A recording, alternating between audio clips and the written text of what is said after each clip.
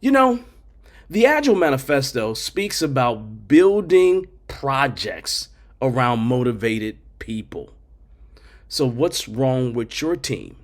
Even with the best laid intentions, you might have a team that doesn't have a lot of morale. You might be doing one of these five things that is unmotivating your team. Because motivation is a key success factor for any Agile, Scrum, Kanban. Pick a team that got to work together. Well, I ask you again, what's wrong with your team? Come join us for the top 5 reasons why teams are unmotivated.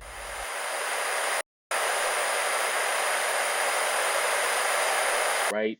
The topic of the day. And that really is about dealing with um, lack of motivation. So, what are those real top reasons that teams are unmotivated, right? Then here's the deal. I don't just want to talk about why teams are unmotivated.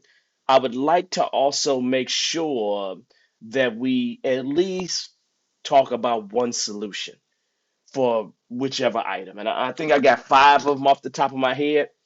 Here's the first thing I want to do with you all right now. Okay. Dan Pink wrote a book called Drive. Um, it's a little bit older now. I don't know what year it came out, but the book is called Drive. It could be The Drive, but it's called, I think it's just Drive, right? Dan Pink, Daniel Pink, like the color pink, right? And, if you boil that book down to the basically what it is in just a sentence, you know, um, cognitive workers, what I'm going to say, knowledge workers, right? Are motivated once you take money off the table by purpose, autonomy, and mastery. Okay. Now, let me peel that back for just a second because it's easy to say it that way. What Dan Pink did was to divide motivation into two distinct pieces. One of them is extrinsic motivation, while the other one is intrinsic motivation. Does that make sense? And what he really said is that for knowledge workers, kind of people like us, cognitive workers, um, extrinsic motivators don't really motivate knowledge workers. They offer a baseline, right? It is the intrinsic motivators that motivate knowledge workers, cognitive workers, right? And so when he says extrinsic money, right? That's not a motivator as long as we got a baseline and we smiling a little bit about what we have. But those intrinsic things like purpose, autonomy, and mastery are the things that motivate us. So really, when you think about that statement, it really is divided into two, right? Two. I gotta say two like this. I can't say two like this because then you can't see the two, right? But it really is divided into two, extrinsic and intrinsic. But let's put that to the side, okay? Let's put that to the side because we already know that that is like putting a stake in the sand, and I don't know anybody that can truly disagree with that, okay? I don't know anybody that can because realistically, the statements that he make isn't something that he made up. He got that out the academic literature fundamentally, right? I think the articles that he cite is a little bit older at this point, but the idea is still the same. Those are intrinsic motivators. And here's the deal.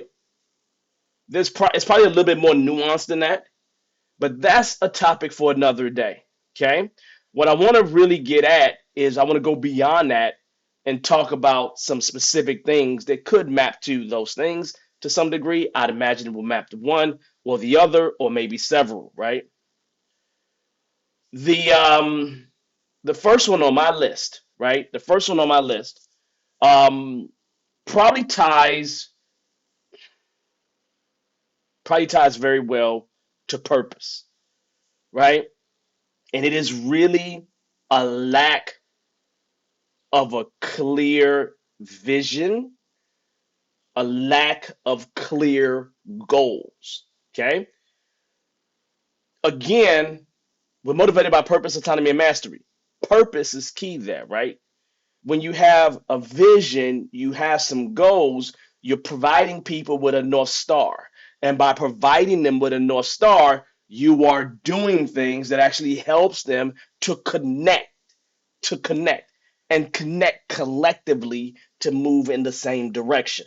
So this is really, really important. Okay. And I want you to just step back and really think about that. One of the reasons why in Scrum we have product goals and sprint goals is to provide some level of a direction. So if you find goals are unclear, if you find that people are confused about the vision, if you see that there is the direction isn't right, something's not right with that direction, you probably see lower motivation, lower morale, right? And the thing about Agile is we always talk about building projects around motivated people, right? And so here's the deal. Whoever's leading in Scrum, that's classically the product owner leading the direction of where we're going in reference to the product or the thing that we're building. I would work with that product owner to make sure that they have an idea of where we're going, the vision, the goals, and that everything is aligned. So we constantly can reaffirm that our objectives, that everything we do in Scrum is following those objectives, those goals, that actual vision. Does that make sense? And so my solution would be to work with the product owner on stuff like that, creating what I'm going to call alignment. Alignment, right? So, that being said, I'm going to ask you all a question here in the room. When you see teams that's not motivated, when you see a lack of goals, a lack of vision, is there anything else that you would suggest that you think that people could do? If you do think of something, do me a favor and drop it in the chat. Drop it in the chat, right? I'm going to come back and re-mention some of these things just to make sure it's all clear for everybody, okay? I'm going to move on to the second thing, right? The second thing I think is something that many of us have seen. And most of you all gonna be, yeah, right. That is a thing, right? And it's called micromanagement. It's called micromanagement. Okay. Um, One of the things that we are supposed to do is empower people, give them all the stuff that they need, and then say, hey, you know what? You are smart. You can get this done. You know, you take lead on it. You make it happen, right? Micromanagement is like somebody always being all over you, right? Um, you know, I have someone really special to me who started getting micromanaged, and it was a whole problem. It was a whole problem, right? But cognitive worker, right? And so when you actually micromanage someone, you are undermining the basic principle of empowerment. You're also almost saying, like, you're dumb to some degree because they have that knowledge and they want to use that knowledge, right? And so, what it ultimately does is it has an impact on what I'm going to call autonomy. Now, here's the thing that's really interesting, and I may have mentioned this at some point. Autonomy is a precursor of motivation, intrinsic motivation, and it is a precursor for psychological safety. Okay, that's what the literature is telling me today. The latest literature. I'm talking about the literature of the past 5 years, right? The literature is telling me that autonomy is a precursor for both motivation and psychological safety, right? So now you're doing a simple thing of micromanaging. You see creativity start to get lost. You see motivation go down. That's because you're taking away the underpinnings of the foundation of autonomy away from them, right? And so when you think about micromanagement, and I'm going to ask you all in the room, what are some solutions that you believe could be tried in terms of micromanagement? And do me a favor, drop it in the chat, but make sure you put the number two in front of it. So I know that this is associated with the second principle, right? With the second solution. And we'll do the same thing for number three. But if you think of a solution or some solutions, and just make sure you associate a two with it. But here's what I think. Here's what I think, right? When it comes to micromanagement, what I would do is something really very simple. You have to start building trust on that team, trust in those people, trust in that they have the ability to get the job done. You have to foster an environment that will encourage the autonomy that is being stripped away. So, just rebuilding that foundation of autonomy is going to give them the support that they need to reach further. Understand, my statement to you is that they have to stand on the foundation of autonomy so they can reach further. That support will help them. Yeah, removing impediments is going to be helpful in that, but the idea is that you want to deal with the underpinnings that are removing that autonomy away. So, very, very, very important. Okay. Very, very, very important. Let's talk about a third item, right? Number three, right? Number three um, isn't anything complicated, right? Probably one of the biggest problems that I'm actually running into um, probably over the past couple years, especially with the great migration that has happened, especially with it seeming like organizations are in this battle with Agile, whether they want to keep their Agilists in the building. I mean, not in the building, but whether they want to get rid of IT for Agilists or not get rid of them, getting rid of developers or not getting rid of them. The great migration due to the pandemic, people wanted their lives that are very different. One of the things that's really happened is that for the people that's remained behind, for the people that's remained loyal, um, they got a lot of work to do, man. They kind of burnt out. So it's like they've been overloaded with work. You know, um, as y'all know, I've been married twice. I got two ex-wives. The first ex-wife, um, where she works at, they just keep adding stuff. Like they get rid of stuff and she has new responsibilities. She definitely is doing three or four different jobs, like for real. And that's not changing anytime soon for her. But I think everybody that she works with is doing three or four jobs, right? And these are the loyal people that's staying in the organization, right? That burnout is crazy. That burnout is crazy because you only have so much time. Now, and when I say overload and burnout, I'm really saying you're just pushing too much work on the people. You're pushing much work. People aren't nowhere near that 40-hour work week. A lot of people aren't near the 50-hour work week, right? They're above that in terms of how much time they got to spend connected.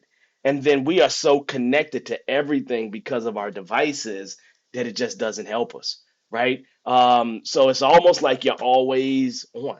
You're always on, right? And so a lot of people experiencing burnout. Now, here's the statement. What do you think are some things that people could try, especially if you're a scrum master, you're working with a team, you see this stuff is happening and it's coming. What do you think are some things that you can try to help with burnout, right? Whatever you answer, please put the number three in front of it, right? Because this is the third thing that we've talked about. So give me some suggestions. What do you think are possible solutions for that? Okay. Now, my solution is going to be really very simple. I'm going to say to you, you have to lean on that agile, agile principle that talks about sustainable development. But I'm just going to say work life balance, right? To bring it to the 2020s, right? Work life balance. And one of the ways that you can achieve work life balance is really to recognize that you have to prioritize the work that's coming into the pipe with an understanding that likely everything's not going to get done. And you have to understand the capacity of the people that's doing the work. You need really both those elements. You need both those elements, right? Because you got the work coming in the pipe and you only got so much capacity or throughput that you can get out the pipe, right? That you can get out the door. You have to understand both those key things, right? You have to do both of those things because normally you're going to just have too much work. Most successful companies always have too much work to do, right? And so there's always going to be this thing where there's always a lot of work. So we're not going to say it's going to be less work that's going to happen. You know, when a company sells something, they sell something. They want to get it done, get it out to the customers. They got end dates and everything else. You're going to see these things happen. But the idea is that you want to make sure that you think about that work life balance or trying to help people with that burnout, right? All right, so number four, number four, number four. Here's the deal.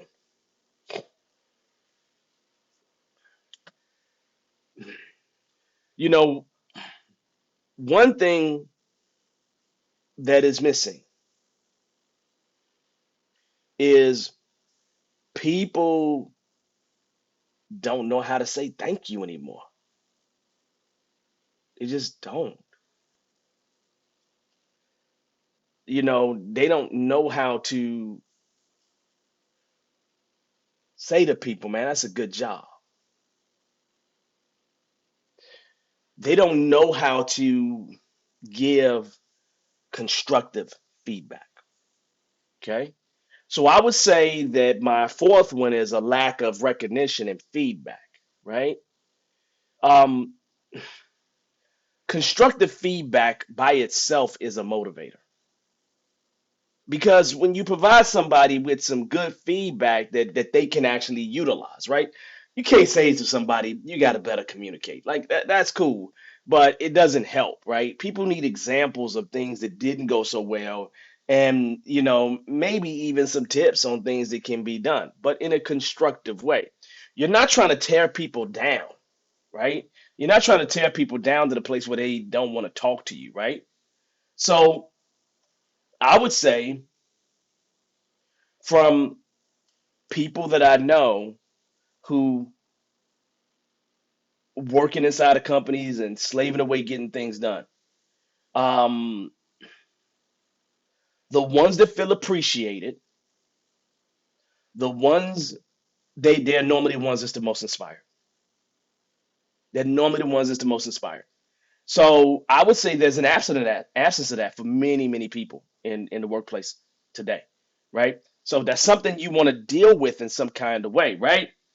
So again, I'll ask you once again, if you think of some solutions here. When you think about lack of recognition and feedback, what are some things that you think that people can actually do in terms of solutions, right? Make sure you mark that with number four. What I would encourage you to do is to just start to build norms associated with giving constructive feedback and recognition. The reason why I say start building norms is because I'm saying start to have behaviors because all your culture is a set of norms and behaviors. That's all your cultures are. So if you start to have behaviors that start to turn into norms, that can spread and have an impact on the culture.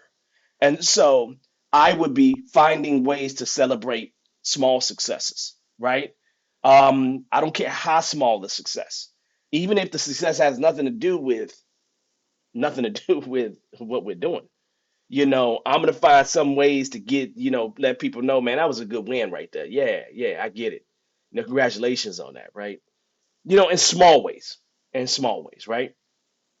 And then when you start to do that, you'll see other members of the team do it too, right? One of the things that I always do to kind of always remind myself to do this, is I make sure with my retrospectives I end on a positive note. I always do. I end on what I call shout outs. You know, shout outs. Some good and great. Some good happened. Shout the person out. Say what they did, right? Just give a shout out, right? And I always like that positive vibe because that positive vibe tends to float into the next sprint, right? So I love it. I absolutely love it. Just one of those things, man. Just one of those things. Just, hey, great job. You know? So I think that's something that anybody can do. Anybody can do that. There's nothing that prevents you from doing that, right? Nothing, nothing whatsoever. Okay. Number five. Number five. Um, is I'm gonna say inadequate tooling is probably another thing that I see. Inadequate tooling, the wrong people, the wrong resources. I'm trying to separate human capital from other resources. The things that people need to get the job done, right? Those things could be outdated, but they could also be overbearing. You know how you have a tool and then you have another tool and you do the same thing in two different tools. That's frustrating for people, right? The tool doesn't give you the data that you need to get out of it. That's frustrating for people, right? Because what ends up happening is people do workarounds outside of the tool that ends up being more work for everybody that's involved, right? And so you have to make sure, well, before I say that, in the chat, right? When you think about inadequate tools, inadequate resources, I'm not talking about people and their skills, right? Um, what are some things you think could be done to help with that? What are some things do you think could be done to help with that? You know, to me, this is a super easy one. It's super easy because for me, it's just make sure the team got what they need, the right tools, the right resources to get their job done as effective as possible, as effective as possible, right? You know, I had a company I was working with, and I could not. It took me days to onboard. It's not effective for me. It's not effective because I'm a good enough resource where I'm ready to go right now. Do you understand where I'm coming from? No, I need to go right now. Every hour is important to me, and I don't want to spend an hour onboarding, right? I don't want to spend an hour, let alone days. You understand? So realistically, do that for them, right? And again, make sure you throw some things in the chat. Put the number five associated with that, right? I have one final one, right? I was only going to do five, but this one final one I think is important, and this one is just in your head, right? But I think it's a really big one, right? And I've suffered, I've had this problem time and time again myself, right? And it's the fear of failure. That would be bonus. So don't count that as number six. That's bonus. Fear of failure, right? Fear of failure happens probably when you have a culture that does a bunch of finger pointing. There's a lot of blame that's in that culture, a lot of fear exists in that culture.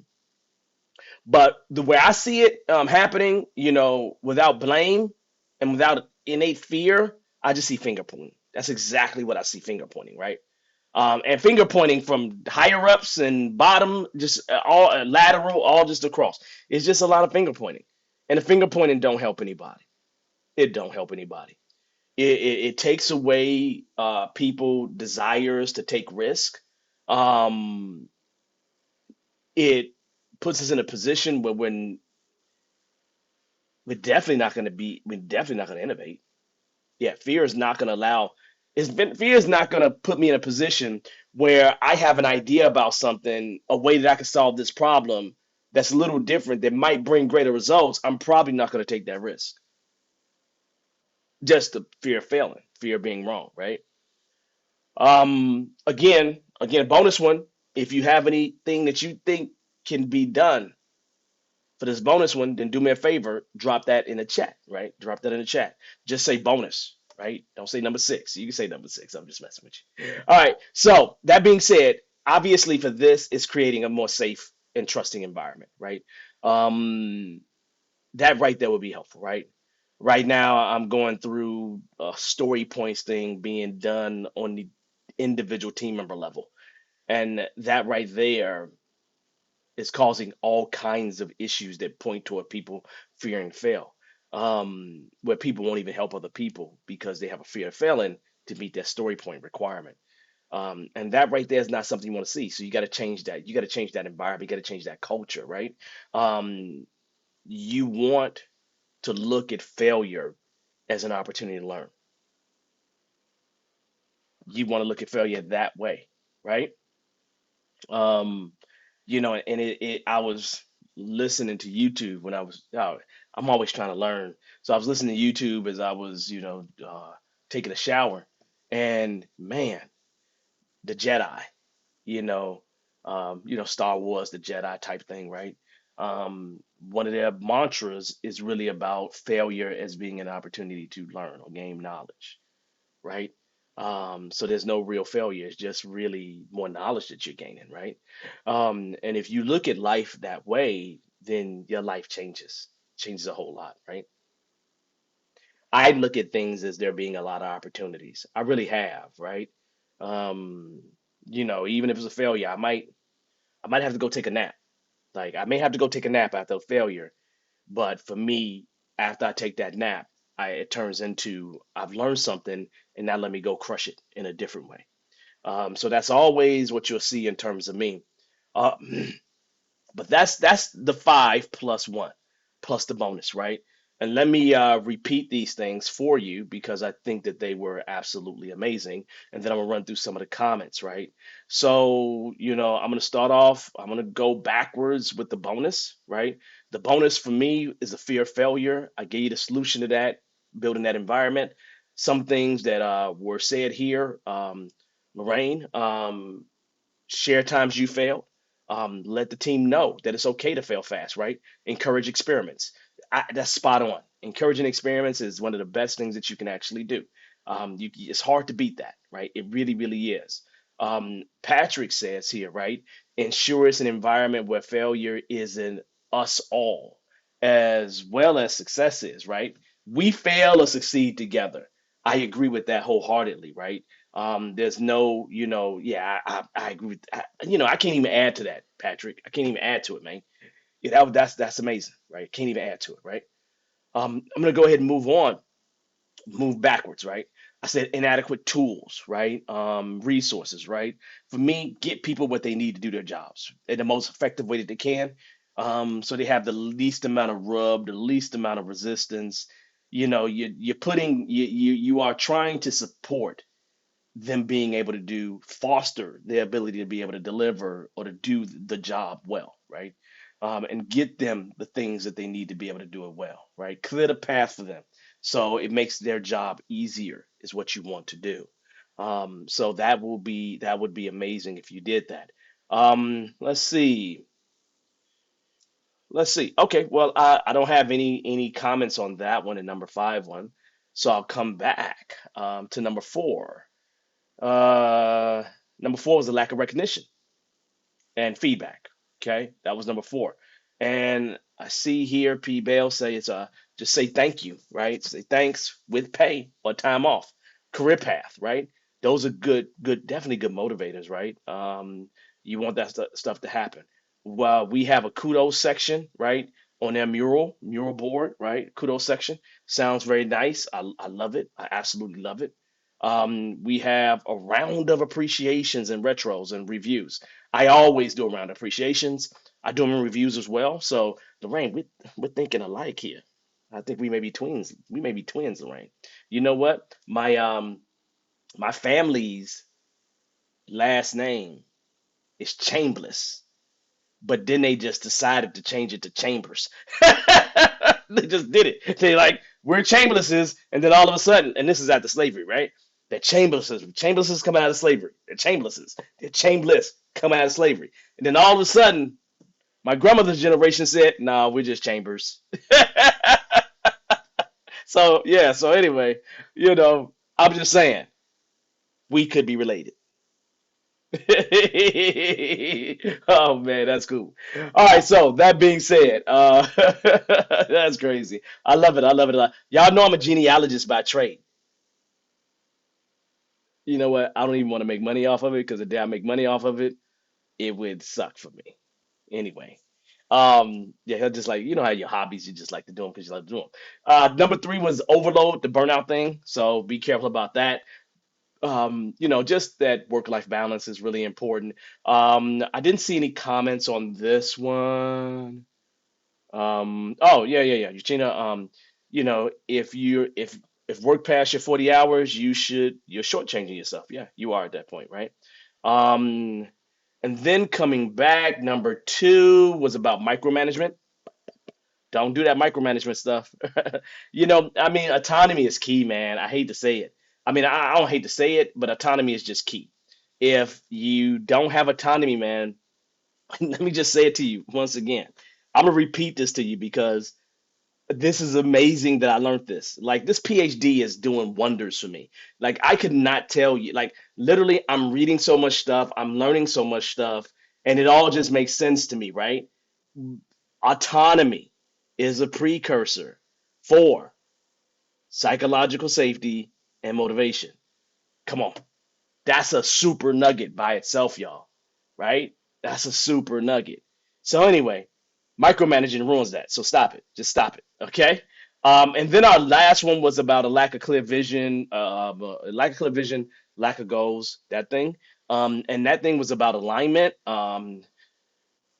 Patrick said, hey, convene the team and have a conversation to make sure alignment is still good. Address any issues, and have private conversation to address individual issues. Absolutely. Let's see.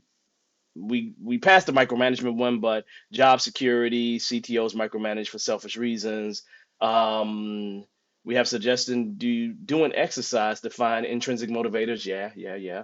That was from Lorraine. Burnout leads to low motivation. Yeah.